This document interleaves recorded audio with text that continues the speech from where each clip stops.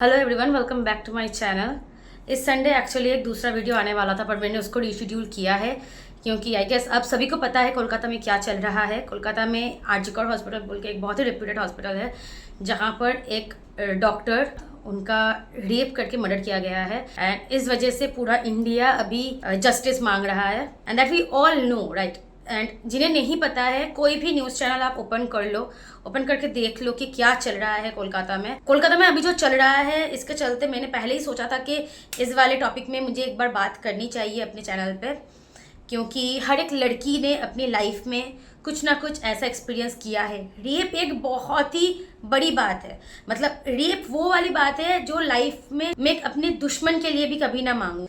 14 अगस्त को मैंने अपना पहला वीडियो शूट किया था, फिर मैंने 15 अगस्त को शूट किया था, फिर मैंने 16 अगस्त को भी शूट किया था। आज है 17 अगस्त, जब for the 4th time I am shooting this video, but I think I am definitely going to upload this and I need to upload this because दुनिया में बहुत सारी लड़कियां हैं जिन्होंने कुछ ना कुछ ऐसा फेस किया है अपने लाइफ में। 2 महीने की बच्ची से लेकर जो बूढ़ी औरत मर चुकी है, लाश बन चुकी है, उसने, छोटी सी बच्ची जो शायद स्कूल में पहली बार जा रही है, उसने इतना तक कि 80+ की एक बूढ़ी औरत ने भी रेप सहा है। ऐसा कोई भी न्यूज़ रिपोर्ट आपको गूगल में अवेलेबल नहीं मिलेगा, ऐसा नहीं होगा। एक बच्ची जो नर्सरी में जा रही थी, उसके बस ड्राइवर ने उसका रेप कर दिया। ये न्यूज़ मैंने आज सुबह देखा। आज it is like high time मुझे ये वाला वीडियो अपलोड करना है। रेप किया है, इसको एक्सप्लेन करना इज नॉट पॉसिबल। एक्सप्लेन बस वही लोग कर सकते हैं जिन्होंने इसका एक्सपीरियंस किया है, बट हम लोगों ने हैरेसमेंट फेस किया है।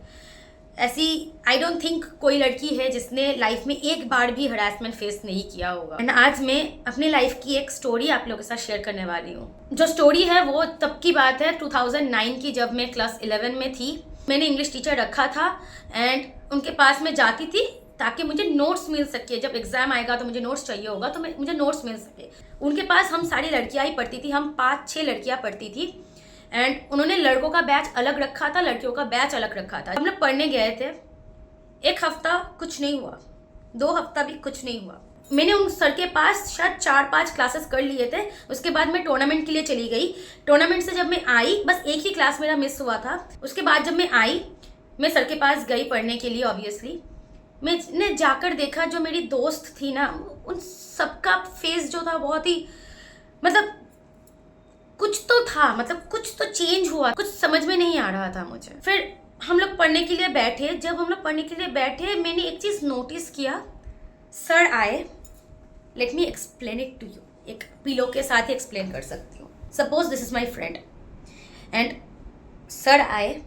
सर हमेशा ये करते थे, आते थे, हम सबको पास से दिखाते थे कि ये वाला जो सब्जेक्ट है इसका ये लाइन पढ़ो, ये वाला नोटेशन करो। वो पेन से मार्क भी करते थे। उस दिन कुछ अलग हुआ, बहुत ज़्यादा अलग हुआ। एंड मैंने ये पहले कभी नोटिस नहीं किया था, एंड शायद पहले कभी ये हुआ भी नहीं था। मेरे फ्रेंड के बैक में सर ने ऐसे हाथ फैलाया। गुड टच होता, अगर इतने तक होता फिर भी हम लोग उसको गुड टच कह सकते थे। वो जो टच है वो यहाँ तक भी नहीं रुका था। ये टच पूरा ऐसे गया एकदम वेस्ट लाइन तक, एंड मैंने वो देखा। एंड ट्रस्ट मी, अभी जब मैं बात कर रही हूँ ना, मुझे अभी गूज़बम्स आ रही है। ट्रस्ट मी, ये जब मेरे सामने हुआ, उस दिन के बाद से मैंने अपने दोस्तों को भी बहुत बार बोला है, अपनी मम्मी पापा को जाके घर में जाके ये बात बोल, नहीं मानेंगे। बहुत मुश्किलों से उन्होंने ये ट्यूशन का पैसा गैदर किया है। अभी उन लोगों को बताऊंगी तो वो लोग डांटेंगे। लड़कियों के दिमाग में ये वाला आइडिया आया, उनके दिमाग में ये आइडिया आया ही नहीं। मम्मी पापा आएंगे, टीचर को समझाएंगे कि आप अपना बिहेवियर ठीक करो, या तो ट्यूशन क्लास चेंज करके देंगे। पर नहीं, एज बिकॉज उनकी मम्मी पापा ने बहुत मुश्किलों से पैसा गैदर किया है ताकि उनको एक अच्छा ट्यूटर मिल सके, दैट्स वाई उन्होंने अपना मुंह बंद रख लिया। एंड ये चलता रहा एंड मेरे सामने होता रहा।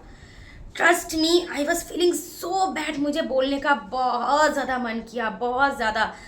बट एक दिन हुआ ऐसा कि मैंने सर को बोला, सर आप ना टच करके बात मत करो। आप दूर से बात करते हो ठीक है, टच मत करो, अनकंफर्टेबल लगता है। ट्रस्ट मी, मैंने अपने दोस्तों के सामने बोला, मैंने अपने दोस्तों के सामने ये बात इसीलिए बोला था ताकि उन लोगों में भी थोड़ा बहुत कॉन्फिडेंस आए, वो लोग भी बोले कि सर हमें अनकंफर्टेबल लगता है, बट उन्होंने बोला नहीं। एंड ऐसे 2 महीना चला गया। एंड एक बात है, मैं अपनी मम्मी को सब बताती थी। My mom is like my best friend. मैं उनको हर एक बात बताती थी, कुछ भी बुरा हो अच्छा हो कुछ भी हो, मैं अपनी मम्मी से कभी भी कुछ नहीं छुपाती थी। मैंने हर एक चीज़ अपनी मम्मी को बताया हुआ है अपनी लाइफ का, ताकि कोई भी बाहर का घर में आकर कलेश ना कर सके। तो मेरी मम्मी को मैंने बताया हुआ था, मम्मी ऐसा हो रहा है, मैं क्या करूं, मैं उनके लिए स्टैंड ले रही हूं, बट वो लोग एकदम से चुप है, वो लोग कुछ कर ही नहीं रहे हैं। मेरी मम्मी ने भी बोला था कि उनको वो समझाएंगी, मैंने भी बोला था कि हाँ मम्मी आप उनको समझाना। उसके बाद से जो हुआ वो और भी ज़्यादा शॉकिंग था, क्योंकि मैं कराटे करती थी तो मेरे टाइमिंग का थोड़ा ज़्यादा इशू हो रहा था। एंड मुझे इस वजह से जो है क्लास की जो टाइमिंग है वो चेंज करनी पड़ी। एंड वहाँ पर सारे के सारे लड़के थे, तो वहाँ पर 8 लड़के थे एंड हम दोनों लड़कियाँ थी एंड सर थे, बस हम लोगों का क्लास चलता था। एंड मैं एकदम कॉर्नर में जाकर बैठती थी उस वक्त। मुझे कॉर्नर में बैठने का कोई ज़रूरत नहीं था, मुझे पता है मुझे अपना स्टैंड लेना आता था, मुझे इतना ज़्यादा तो कॉन्फिडेंस था कि मैं खुद को प्रोटेक्ट कर लूँगी, तो मुझे कॉर्नर में बैठने का ज़रूरत नहीं था। पर मैं बैठती थी उस लड़की के लिए ताकि वो मेरे साथ उस कॉर्नर में बैठकर सेफ फील कर सके। उस कोचिंग सेंटर में जब लड़कों के साथ पढ़ती थी, ट्रस्ट मी कभी ऐसा नहीं लगा कि एक भी लड़का मेरी तरफ गलत नज़र से देख रहा है। बट सर का आदत बहुत बुरा बनता गया।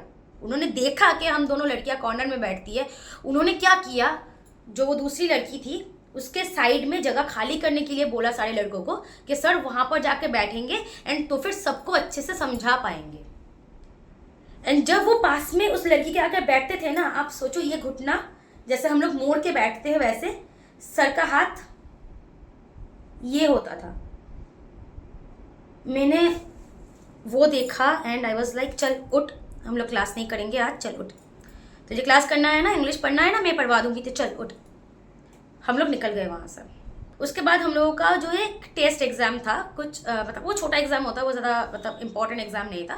एंड सर को पता था कि उस दिन हम लोगों का टेस्ट होने वाला है, तो सर ने मुझे फ़ोन किया, उन्हें फ़ोन करके बोला कि आ जाओ मेरे पास प्राइवेट ट्यूशन लेने के लिए, तुम लोगों का एग्ज़ाम आ रहा है ना इसीलिए। मैंने बोला प्राइवेट ट्यूशन ना, हाँ तुम तो नहीं क्लास कर पाती हो ना, तो तुम एक काम करो, तुम ना 8:30 बजे आ जाओ। एक बात बता देती हूँ, इस मोमेंट तक मैंने उनके पास ट्यूशन जाना बंद कर दिया था फॉर अ मंथ। मैं नहीं गई थी उनके पास ट्यूशन, मैंने दूसरा सर देख लिया था, उनके पास जाती थी, उनके पास ही पढ़ती थी।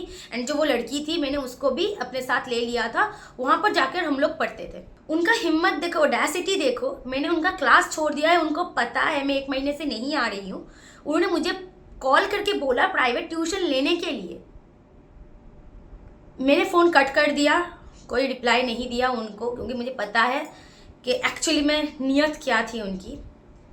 फिर मैं जो इंग्लिश ट्यूशन है वहाँ से मैं पढ़ के वापस आ रही थी, तो हम लोगों के एरिया में ना बहुत बड़ा बाज़ार लगता है, वहाँ पर फूलों का दुकान है, एक कॉर्नर में फूलों का दुकान है आसपास, वहाँ से मैं गुजर रही थी। तो ये जो सर है ये मेरे सामने से आ गए एंड आकर बोले क्या हुआ पूजा, तुम क्लास में क्यों नहीं आ रही हो, तुम तो बहुत अच्छी हो इंग्लिश में, तुम्हें तो और भी अच्छे से क्लास करना चाहिए, एंड तुम अगर ऐसा करोगी तो कैसे चलेगा। मुझे मिसअंडरस्टैंड किया है, मैंने ऐसा कुछ, उनके फेस का जो वो हंसी था ना, ये बेशरम इंसान, इनको इतना भी नहीं, वो एक ऐसी जगह पर खड़े हैं जहाँ पर आसपास बहुत सारी पब्लिक है, वहाँ पर भी उन्होंने ऑडेसिटी की मुझे टच करने का।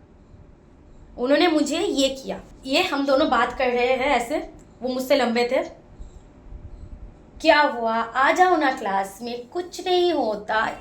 ये गया उनका हाथ, ये वाला जगह गया उनका हाथ। जैसे आप सबको अभी पता तो चल ही गया होगा that I was a karate student. मैंने अपना लेफ्ट हैंड लिया, उल्टा किया और दे लगाया उनके कान के नीचे। सब लोग आ गए एंड मैंने बोला इन्होंने मुझे टच किया गंदी तरीके से, एंड मैंने वो चिल्ला चिल्ला कर बताया, मैंने ऑप्शन नहीं दिया था उनको। फिर उस बेशरम का वहाँ पर भी एक्टिंग खत्म नहीं हुआ है, अभी वो एक्टिंग किए जा रहा है, अरे कुछ नहीं हुआ है, कुछ नहीं हुआ है, एक्चुअली एक मिसअंडरस्टैंडिंग हो गया है, कुछ नहीं हुआ है। वहाँ पर सभी लोगों ने भीड़ इकट्ठा कर लिया, फिर सभी लोगों ने मिलकर उनको बोला कि आपके स्टूडेंट ने आपको हिट किया, आपके गालों पे थप्पड़ लगाया उल्टे हाथ का, और आप बोल रहे हो एक मिसअंडरस्टैंडिंग एंड मिसकम्युनिकेशन की वजह से ये हुआ है। बट ट्रस्ट मी, अगर वो लोग उस दिन उनके ऊपर हाथ उठाते मैं रोकती भी नहीं, क्योंकि उस दिन उसको मार खाना चाहिए था। एक दिन मार खाता, दूसरे दिन शायद किसी स्टूडेंट के साथ ऐसा कुछ नहीं करता। फिर वहाँ पर एक अंकल आए, उन्होंने पूरा सिचुएशन जो है उसको संभाला एंड उन्होंने एकदम स्ट्रेट फॉरवर्ड उनको वार्निंग दे दिया कि यहाँ से आप निकलो एंड नेक्स्ट टाइम यहाँ पर दिखना मत। एंड वो जो बाज़ार है ना, मैं बचपन से वहाँ से चल रही हूँ, वहाँ से गुजर रही हूँ एंड ऑलमोस्ट सभी लोग मुझे पहचानते थे। एंड ये हुआ था मेरे साथ। मैंने स्टैंड लिया था पब्लिक में एंड मैंने जो वो हरासर था उसको स्टॉप किया था। उसके बाद जो भी मेरे दोस्त थे वहाँ पर, उनके पास जो ट्यूशन लेने जाते थे, सभी ने ट्यूशन छोड़ दिया। उस एक दिन मैंने स्टैंड लिया था तो सभी ने ट्यूशन छोड़ दिया। And trust me, even today I feel proud of my self कि मैंने स्टैंड लिया। ऐसा बस एक बार नहीं हुआ है, बस में भी कभी कभी होता था। बुढ़े लोग आकर ऐसे टच करने की कोशिश करते थे। क्या सोचोगे, बड़े बुजुर्ग है, चलो माफ करते, गलती हो गई। उस वक्त वो लोग आपको इंसान नहीं समझते, वो लोग आपको एक खिलौना समझते हैं जिसके साथ वो लोग खेल सकते हैं। तो आपको भी उस वक्त उनको इंसान नहीं समझना चाहिए। जो लगता है एक्शन लेना चाहिए, ले लो। आपका जो सबसे बड़ा हथियार है वो है आपके हाथ, आपकी उंगलियां, आपके नाखून, आपका confidence. This is what you need to protect yourself. आज जब मैंने सुबह उस बच्ची के बारे में सुना, क्या बोलोगे? क्या लड़कों के साथ निकली थी, रात को देर से निकली थी, गंदे कपड़े पहने थे, 4 साल की बच्ची नर्सरी में पढ़ती है। तो मुझे नहीं लगता है कि ऐसे इंसान सुधरने वाले हैं अनटिल अनलेस इनको पनिशमेंट मिले, ट्रीटमेंट नहीं। ये लोग मेंटल पेशेंट नहीं है, इनको ट्रीटमेंट नहीं चाहिए, नहीं चाहिए हम लोगों को समाज में ऐसे इंसान। As you all know, Durga Puja आने वाला है, तो माँ दुर्गा यहाँ पर आने से पहले इस लड़की को जस्टिस मिल जाना चाहिए। मैंने अपना एक एक्सपीरियंस आपके साथ शेयर किया है। ये वाला वीडियो कब तक यूट्यूब में रहेगा, यूट्यूब इसको डाउन कर देगा या नहीं, वी हैव नो आइडिया। जो भी लड़कियां अभी मेरा ये वीडियो देख रही है, अगर कंफर्टेबल हो कमेंट सेक्शन में अपना एक्सपीरियंस भी शेयर करो, ताकि बाकियों को भी पता चले ये बस मैं नहीं और भी बहुत सारी लड़कियां हैं। अगर आप कंफर्टेबल नहीं हो, एटलीस्ट ये लिख दो, आई कैन रिलेट। तो फिर भी समझ में आएगा कि आपने कभी ना कभी कोई ना कोई हरासमेंट फेस किया है, कहीं पे भी हो सकता है वो। जितनी भी लड़कियां ये वाला वीडियो देख रही है, उनको बस यही बोलना है, हमारे आसपास गंदे लोग, खराब लोग हैं, बट आसपास अच्छे लोग भी हैं। अगर हेल्प मांगोगे तो हेल्प मिलेगा। पहले तो खुद में कॉन्फिडेंस रखो। जो भी आपको अनकंफर्टेबल कर रहा है, आवाज़ उठाओ अपना, एंड आसपास बाकियों को भी समझाओ कि आपके साथ कुछ बुरा हो रहा है। बाकियों को पता चलेगा, आपको हेल्प मिलेगा। चुप रहोगे तो कुछ नहीं होगा। And obviously we all are praying कि उनको जस्टिस मिल जाए, एंड आई होप जस्टिस ज़रूर मिलेगा एंड जल्दी मिलेगा। आप लोग जहाँ पर भी हो, सेफ रहो, कॉन्फिडेंट रहो एंड हेल्प ज़रूर मांगो अगर हेल्प चाहिए तो। And that's it. Thank you for watching this video.